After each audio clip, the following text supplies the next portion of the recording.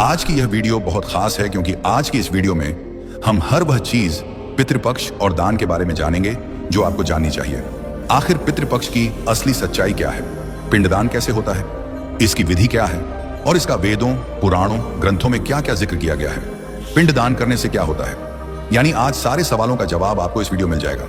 इसीलिए तो सिर्फ एक ही अनुरोध है, इस वीडियो को अंत तक देखें क्योंकि अधूरा ज्ञान कहीं ना कहीं पाप के भागीदार बना देता है।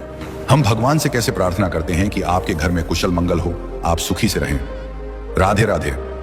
तो चलिए वीडियो की शुरुआत करते हैं। दोस्तों, आज हम बात करेंगे पितृपक्ष की, जो हिंदू धर्म में एक अत्यंत महत्वपूर्ण अवधि है। यह वह समय है जब हम अपने पूर्वजों, पितरों को याद करते हैं, उनका सम्मान करते हैं और उनकी आत्मा की शांति के लिए विभिन्न अनुष्ठान करते हैं। लेकिन इससे पहले आइए हम इसकी असली सच्चाई को समझने के लिए एक प्राचीन कथा से शुरुआत करें जो गरुड़ पुराण से ली गई है। यह कथा हमें बताती है कि पितृपक्ष क्यों मनाया जाता है और इसका महत्व क्या है। एक समय की बात है, पक्षीराज गरुड़ अपने मन में एक बड़ी जिज्ञासा लेकर भगवान श्री कृष्ण के पास पहुंचे। उन्होंने भगवान से प्रणाम करते हुए पूछा, हे प्रभु, यह पितृपक्ष क्या है, इसे क्यों मनाया जाता है, पितरों की पूजा से क्या फल मिलता है और पितृपक्ष के दौरान पितरों की शांति के लिए कौन कौन से उपाय करने चाहिए। गरुड़ जी का यह प्रश्न बहुत उत्तम था क्योंकि इसमें समस्त मानव जाति का कल्याण छिपा हुआ था। भगवान श्री कृष्ण मुस्कुराए और बोले, हे गरुड़, तुमने बहुत अच्छा प्रश्न किया है। जो मनुष्य अपने पितरों को संतुष्ट करता है उसके समस्त दोष और दुख समाप्त हो जाते हैं।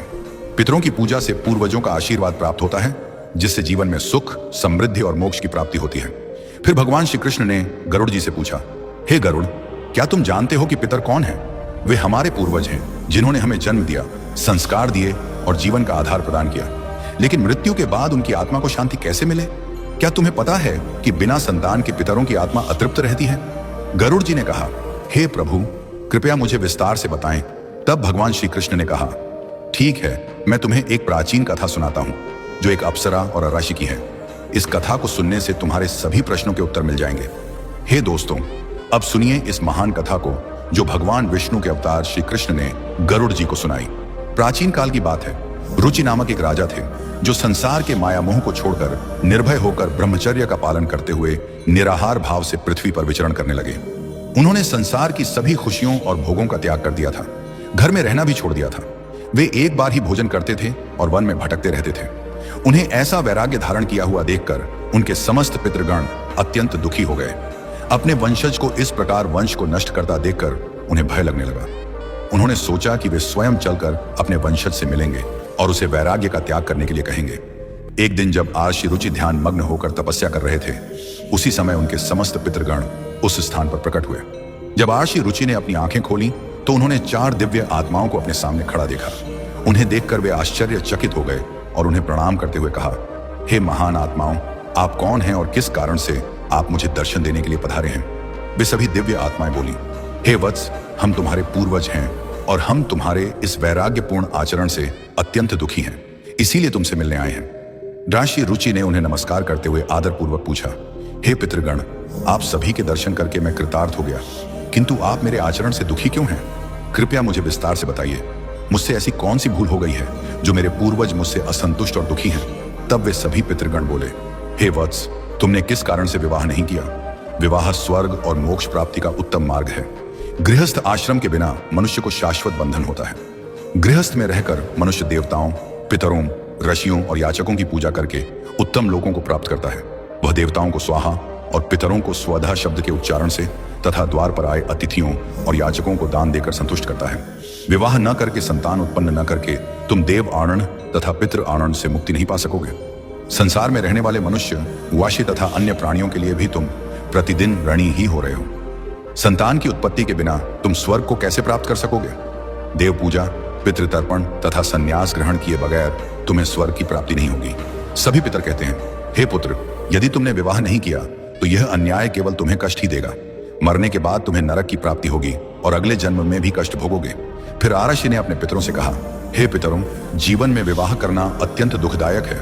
इससे पाप का संग्रह होता है और अंतकाल में यह अधोगति प्रदान करता है। इसी विचार से मैंने स्त्री के साथ विवाह नहीं किया है। स्त्री संघ परिग्रह करने से मुक्ति नहीं मिलती। जो व्यक्ति अविवाहित रहकर प्रतिदिन विद्या ग्रहण करता है और ज्ञान के अमृत से अपनी आत्मा को निर्मल करता है, वह मेरे लिए श्रेष्ठ है। विद्वानों ने अनेक प्रकार के सांसारिक कर्मों का वर्णन किया है। इसीलिए मनुष्य को अपनी इंद्रियों पर संयम रखकर तत्व ज्ञान के जल से आत्मा को शुद्ध करना चाहिए।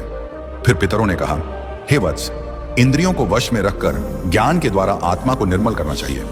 तुम्हारा यह कथन उचित ही है, किंतु यह कल्याण का मार्ग नहीं है जिस पर तुम चल रहे हो। यज्ञ, तप और दान के द्वारा अपने अमंगल को दूर करते हुए फल प्राप्ति की कामना से रहित जो शुभ और अशुभ कर्म हैं, वे बंधन के कारण नहीं होते। जो पूर्व का कर्म है वह भोग से नष्ट होता है। पूर्व जन्म का जो पुण्य कर्म है वह सुख दुख को भोगने से निरंतर नष्ट होता रहता है। फिर आशी रुचि ने कहा, हे पितामह, वेदों में कर्म मार्ग के प्रतिपादन द्वारा अविद्या और माया की पुष्टि की गई है। इसीलिए आप मुझे विवाह करने के लिए क्यों प्रेरित कर रहे हैं? विवाह करके मेरा अनिष्ट ही हो जाएगा। पितरों ने कहा, हे वत्स, कर्म द्वारा जो कुछ भी किया जाता है वह अविद्या है, यह सत्य है, किंतु विद्या प्राप्त करना भी एक प्रकार का कर्म है। शास्त्रों में जो विहित कर्म है, सज्जन पुरुष उनका उल्लंघन नहीं करते, उन्हें उसी से मोक्ष की प्राप्ति होती है। शास्त्रों में पुरुष को विवाह करने की आज्ञा दी गई है। विवाह न करने पर पुरुष को मुक्ति नहीं मिलती है। संतान के बिना उसे मोक्ष नहीं मिलता है। संतान के द्वारा किए गए श्राद्ध कर्म से ही उसे मोक्ष मिलता है। इसलिए हे पुत्र, तुम विधि पूर्वक विवाह करो। विवाह न करने से तुम्हारे सभी कर्म भी नष्ट हो जाएंगे और तुम विफलताओं को ही प्राप्त करोगे। यदि हमारा वंश नष्ट हो जाएगा तो हमारी आत्माएं अतृप्त ही रहेंगी। विवाह करके संतान उत्पन्न करके ही तुम अपने पितरों को संतुष्ट कर सकते हो। श्री कृष्ण कहते हैं, हे गरुड़, इस प्रकार से अपने पितरों के वचन सुनकर ऋषि रुचि को बड़ी ग्लानि हुई। उन्होंने विवाह करने का निश्चय किया। फिर आर्षि रुचि ने अपने पितरों से कहा, हे पितृगण, अब तो मैं बूढ़ा हो गया हूं, कौन मुझे अपनी कन्या प्रदान करेगा? वैसे भी मुझ जैसे वृद्ध व्यक्ति के लिए विवाह करना अत्यंत कष्ट साध्य है। फिर पितरों ने कहा, हे वत्स, यदि तुम हमारे वचनों का पालन नहीं करोगे तो निश्चित ही हम सभी पितरों का पतन हो जाएगा और तुम्हारी अधोगति हो जाएगी। इतना कहकर सभी पितृगण अदृश्य हो गए। श्री कृष्ण कहते हैं, हे गरुड़, पितरों के द्वारा ऐसे वाक्य सुनकर आर्षि रुचि मन ही मन अत्यधिक व्याकुल हो उठे। अपने पितरों की मुक्ति के लिए विवाह करने का विचार करते हुए वे कन्या की खोज में पृथ्वी लोक पर विचरण करने लगे, किंतु उन्हें कहीं भी कन्या की प्राप्ति नहीं हो सकी। अपने पितरों के वचनों को बार बार मन में सोचते हुए वे चिंताग्रस्त होकर सोचने लगे, मैं क्या करूं, कहां जाऊं? मेरे पितृगणों को मुक्ति दिलाने के लिए कौन सी स्त्री मुझसे विवाह करेगी? इस प्रकार देर तक विचार करने के बाद ऋषि रुचि ने ब्रह्मदेव की तपस्या करना शुरू कर दिया। ऋषि रुचि ने 100 वर्षों तक एक वन में घोर तपस्या की। तत्पश्चात जगत पिता ब्रह्मा ने उन्हें दर्शन दिया और कहा, हे रुचि, मैं तुम्हारी तपस्या से प्रसन्न हूं। तुम्हारी जो भी अभिलाषा है उसे प्रकट करो, मैं अवश्य पूर्ण करूंगा। तब आर्षि रुचि ने ब्रह्मदेव को प्रणाम किया और कहा, हे परमपिता, मेरे पितरों ने मुझे संतान उत्पन्न करने के लिए कहा है, किंतु इस समय मुझे विवाह के लिए कोई कन्या दिखाई नहीं पड़ रही है। इसीलिए कृपया आप मुझे कन्या प्रदान करें, जिससे विवाह करके मैं संतान प्राप्त कर सकूं। इस पर ब्रह्मदेव ने कहा, हे विप्र, तुम संसार के प्रजापति हो जाओगे। तुम्हारे द्वारा प्रजा की सृष्टि होगी। तुम्हारे पितरों ने कहा है कि तुम्हें स्त्री से विवाह करना चाहिए। इस अभिलाषा को मन में रखते हुए तुम्हें पितरों की पूजा करनी चाहिए। वे प्रसन्न होकर तुम्हारी इस कामना को पूर्ण करेंगे और तुम्हें उत्तम स्त्री की प्राप्ति होगी। इस प्रकार कहकर ब्रह्मादेव अंतर्ध्यान हो गए। ब्रह्मा जी के वचन सुनकर आर्षि रुचि ने पुनः अपने पितरों को प्रसन्न करने का निश्चय किया। फिर आर्षि रुचि नदी के तट पर पहुंचे और एकांत में उन्होंने अपने पितरों का तर्पण करके उन्हें संतृप्त किया। तत्पश्चात एकाग्र चित्त होकर वे भक्ति पूर्वक अपने पितरों की स्तुति करने लगे। श्री कृष्ण कहते हैं, हे गरुड़, आर्षि रुचि ने अपने पितरों के लिए जो स्तुति की उसे प्रत्येक मनुष्य को ध्यान से सुनना चाहिए। यह स्तुति सब दुख और दोषों को नष्ट करने वाली है। जो केवल एक बार इस स्तुति को सुनता है उसके अनेक पाप नष्ट होते हैं और उसे पितरों का आशीर्वाद प्राप्त होता है। इसीलिए तुम इस स्तुति को ध्यान से सुनो, तभी यह कथा सुनने का फल तुम्हें प्राप्त होगा। महात्मा रुचि इस प्रकार स्तुति करने लगे, जो अधिदेवता के रूप में विद्यमान रहते हैं और जो श्राद्ध के अवसर पर देवताओं से स्वधा द्वारा तृप्त किए जाते हैं, उन सभी पितृगणों को मैं नमस्कार करता हूँ। स्वर्ग में अवस्थित महर्षि गण भुक्ति मुक्ति की कामना से मानसिक श्राद्ध द्वारा जिन्हें भक्ति पूर्वक तृप्त करते हैं, उन सभी पितरों को मैं प्रणाम करता हूँ। अग्निस्वात, बारहिषद, आज्ञप और सोमप गण हैं, वे सभी इस श्राद्ध में मेरे द्वारा संतृप्त होकर तृप्ति को प्राप्त करें। अग्निस्वात पितृ मेरी पूर्व दिशा की रक्षा करें। बारहिषद नामक पितृगण सर्वदा मेरी दक्षिण दिशा की रक्षा करें। आज्ञप पितृजन पश्चिम दिशा की तथा सोमप पितृगण उत्तर दिशा की रक्षा करें। ये समस्त पितृजन राक्षस, भूत, पिशाच और असुर गणों के कारण उत्पन्न दोषों से नित्य सब प्रकार से हमारी रक्षा करें। विश्व, विश्वभुक, आराध्य, धर्म, धान्य, शुभानंद, भूति, दभूतिकृत और भूति नामक जो पितरों के 9 गण हैं तथा कल्याण, कलद, श्रेय, कलता, हेतु और अनघ नामक जो पितरों के 6 गण कहे गए हैं, और वर, वरेण्य, वरद, तुष्टि, पुष्टि, विश्वपात और धाता नाम से विख्यात ये 7 गण तथा पितृगणों के पाप विनाशक जो महान, महात्मा, महित महिमावान और महाबल नाम से प्रसिद्ध यह 5 गण हैं, उन गणों के साथ सुखद, धर्मद और अत्यंत प्रसन्न हो गए। उसी समय एक दिव्य तेज उत्पन्न हुआ जो आकाशमंडल में चारों ओर व्याप्त हुआ। संपूर्ण विश्व को अपने तेज से आच्छादित करने वाली उस रोशनी को देखकर आर्षि रुचि अपने घुटनों पर बैठकर फिर से पितरों की स्तुति करने लगे। रुचि की स्तुति सुनकर पितृगण अत्यंत प्रसन्न हुए और वे उनके सामने प्रकट हुए। रुचि ने पुष्प, गंध और अनुलेप पदार्थों का उन्हें निवेदन किया था। वे सभी उन्हीं को धारण करके उनके सामने प्रकट हुए। रुचि ने भक्तिपूर्वक हाथ जोड़कर अपने पितरों को प्रणाम किया और निवेदन किया। प्रसन्न होकर पितरों ने कहा, हे पुत्र, तुम्हारी इस स्तुति से हम अत्यंत प्रसन्न हैं, इसीलिए अब तुम्हारी जो भी कामना हो वह निसंकोच होकर कहो। फिर नतमस्तक होकर रुचि ने पितरों से कहा, हे पितृदेव, ब्रह्मदेव ने सृष्टि की रक्षा करने के लिए मुझे प्रजापति बनाया है, इसीलिए मैं आपसे संतान उत्पन्न करने में समर्थ, गुणवान, चरित्रवान पत्नी की कामना करता हूँ। फिर पितरों ने कहा, हे वत्स, इसी स्थान पर अभी इसी क्षण तुम्हें उत्तम मनोरमा पत्नी की प्राप्ति होगी और उसी से तुम्हें पुत्र होगा।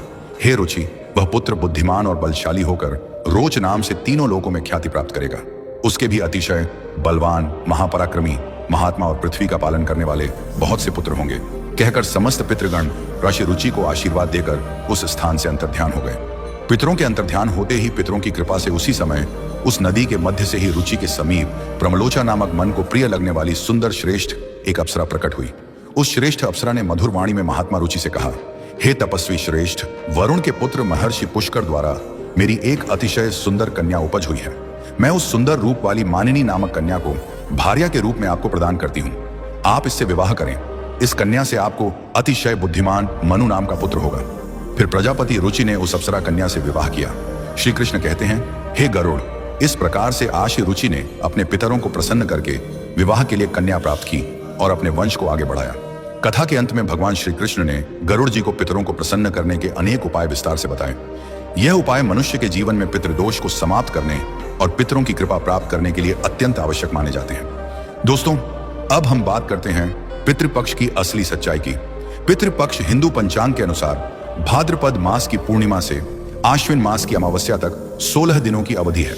इस दौरान पितर धरती पर आते हैं और अपने वंशजों से श्राद्ध, तर्पण और पिंडदान ग्रहण करते हैं। गरुड़ पुराण में बताया गया है कि पितरों की आत्मा 3 लोकों से गुजरती है और श्राद्ध से उन्हें शांति मिलती है। वेदों में, विशेषकर ऋग्वेद 10:16 में अग्नि से प्रार्थना की जाती है कि वह मृतकों को पितृलोक पहुंचाए। महाभारत में भी पितृपक्ष की कथाएं हैं, जैसे भीष्म पितामह की, जहां उनका हाथ पिंडदान लेने के लिए जमीन से निकला। एक और महत्वपूर्ण कथा महाभारत से है। कर्ण, जो दानवीर थे, मृत्यु के बाद स्वर्ग पहुंचे, लेकिन वहां उन्हें भोजन के बजाय सोना मिला, क्योंकि उन्होंने जीवन में सोना दान किया था, लेकिन पितरों को अन्न नहीं। तब इंद्र या यम ने उन्हें 15 दिनों के लिए पृथ्वी पर लौटने की अनुमति दी ताकि वे श्राद्ध कर सकें। यही पितृपक्ष की शुरुआत मानी जाती है। रामायण में भी श्री राम ने फल्गु नदी पर पिता दशरथ का पिंडदान किया और सीता ने भी पिंडदान किया। अब बात पिंडदान की विधि की। पिंडदान कैसे होता है? सबसे पहले पवित्र स्थान पर, जैसे नदी तट या घर में, दक्षिण दिशा की ओर मुंह करके जनेऊ दाएं कंधे पर रखें। चावल को गलाकर गाय का दूध, घी, गुड़, शहद मिलाकर गोल पिंड बनाएं। काले तिल, कुशा घास का उपयोग करें। मंत्र ओम पितृभ्यो स्वधा नमः का उच्चारण करें। पिंड को पितरों को अर्पित करें।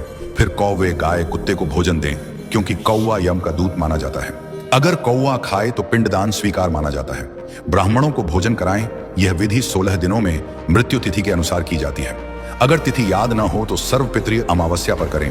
पिंडदान करने से क्या होता है? पितरों की आत्मा को शांति मिलती है, वे मोक्ष प्राप्त करते हैं और वंशजों को सुख, समृद्धि, संतान, धन प्राप्त होता है। पितृ दोष समाप्त होता है, जो जीवन में बाधाएं पैदा करता है। गरुड़ पुराण में कहा गया है कि बिना पुत्र के मोक्ष नहीं, क्योंकि पुत्र ही श्राद्ध करता है। अब अन्य उपायों पर विस्तार से। पहला उपाय तर्पण है। तर्पण का अर्थ जल अर्पण। पवित्र जल हाथ में लेकर ओम पितृभ्यो स्वधा मंत्र से पितरों को जल दें। काले तिल, दूध, कुशा मिलाएं। श्राद्ध कर्म में सात्विक भोजन जैसे खीर, पूड़ी, सब्जी बनाएं और ब्राह्मणों को दान दें। गाय को हरी घास, रोटी, कौवे को चावल, खीर, कुत्ते को भोजन दें। पीपल और तुलसी की पूजा करें। पीपल के नीचे दीप जलाएं। गया जी में पिंडदान विशेष फलदायी है, जहां 54 वेदियां हैं, लेकिन कोई 72 का उल्लेख नहीं। शायद विधि के चरणों का मतलब हो। व्रत रखें, सात्विक आहार लें, मांस मदिरा से दूर रहें, अन्न वस्त्र दान करें, गंगा स्नान कर जल अर्पित करें, भगवत गीता का 11वां अध्याय पढ़ें। इनसे